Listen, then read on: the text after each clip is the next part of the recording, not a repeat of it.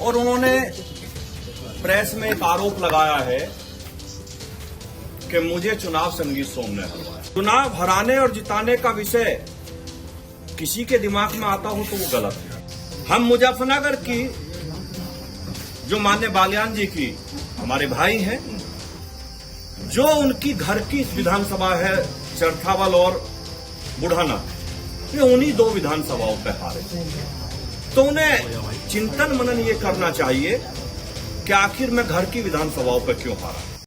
किसी ने क्या खूब कहा है, दिल भी तोड़ा तो सलीके से ना तोड़ा तुमने, बेवफाई में भी अदब हुआ करते। ये वही संगीत सोम हैं जो कभी संजीव बालियान के लिए पश्चिमी यूपी हाँक दिया करते थे। ये वही संजीव बालियान हैं जो मुजफ्फरनगर दंगे के बाद संगीत सोम के लिए पहाड़ की तरह खड़े हो गए। पश्चिमी यूपी में अगर बीजेपी के बड़े नेताओं का नाम आता था तो उसमें सबसे पहले संगीत सोम और संजीव बालियान का नाम लिया जाता था। लेकिन कहते हैं ना, अच्छे और बुरे दिनों में बस एक समानता है कि वो गुजर जाते। 2024 लोकसभा चुनाव के बाद पश्चिमी यूपी में मानो आरोप प्रत्यारोप का भूचाल आ गया। लगता है बीजेपी के अंदर ही दो गुट बन गए, एक गुट संजीव बालियान का तो दूसरा गुट संगीत सोम का। ऐसा हम नहीं कह रहे, ये दोनों नेताओं के बीच की बातचीत से झलक रहा।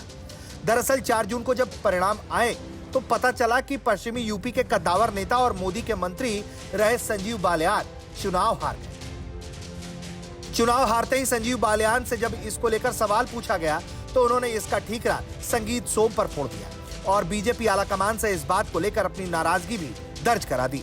दौरान संगीत सोम के कई बयान आए, उस बयान का बड़ा नुकसान देखा जा रहा है, अगर माना जाए तो। मुख्यमंत्री की रैली हुई है, रैली होने के बाद तुरंत बाद उनका बयान आता है, लेकिन ऊपरी तल में मतलब माना जाए प्रदेश अध्यक्ष या कोई कार्रवाई नहीं की गई, जबकि इतने बयान अलग अलग बयान आए।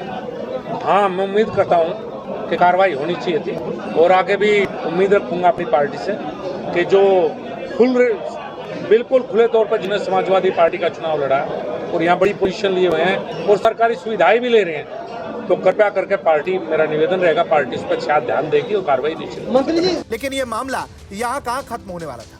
कहते हैं ना कि बात निकलेगी तो दूर तलक जाएगी। बिल्कुल वही हुआ। संजीव बालियान के इस बयान से संगीत सोम बिफर गए और संजीव बालियान को एक एक विधानसभा क्षेत्र के नतीजे गिना दिए और नसीहत दे दी कि खुद हार की समीक्षा करें। मैं भारतीय जनता पार्टी का बिल्कुल समर्पित कार्यकर्ता हूं। चुनाव हराने और जिताने का विषय किसी के दिमाग में आता हो तो वो गलत है।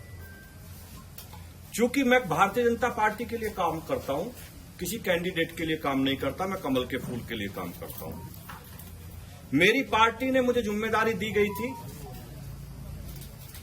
कि सरधना विधानसभा पार्टी की जीतनी चाहिए। इतनी विपरीत परिस्थितियों के बाद जब सरधना में कोई विकास ना हुआ हो, सरधना की जनता पे मुकदमे कराए गए हों, सरधना के लोगों को जेल भेजा गया हो, लेकिन उस विपरीत परिस्थिति के बाद भी भारतीय जनता पार्टी सरधना पे बराबर रही, हार कर नहीं गई। हारने का कारण माननीय मंत्री जी को खुद देखना चाहिए। विधानसभा में क्यों हारे, वो चरथावल जैसी विधानसभा में क्यों हारे। हमारी वो विधानसभा है वे जिसमें वो कहते हैं कि मैंने विकास के नए आयाम रचे हैं।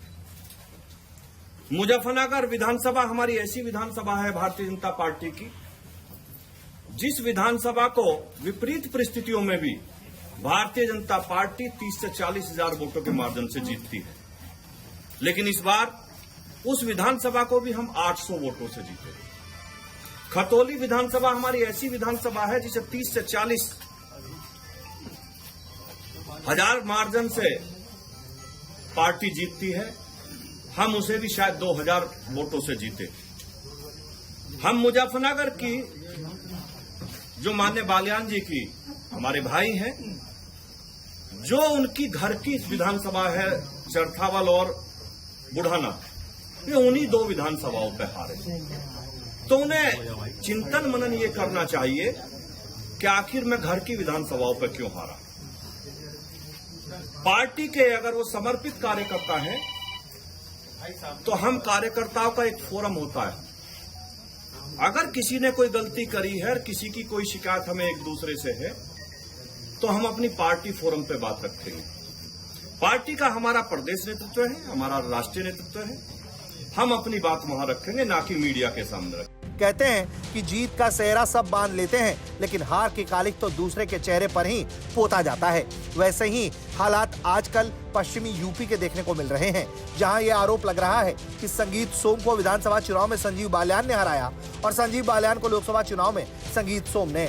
अब इसके पीछे की क्या कहानी है ये तो वक्त ही बताएगा, लेकिन ये लड़ाई फिलहाल तो खत्म होते हुए दिखाई नहीं दे रही।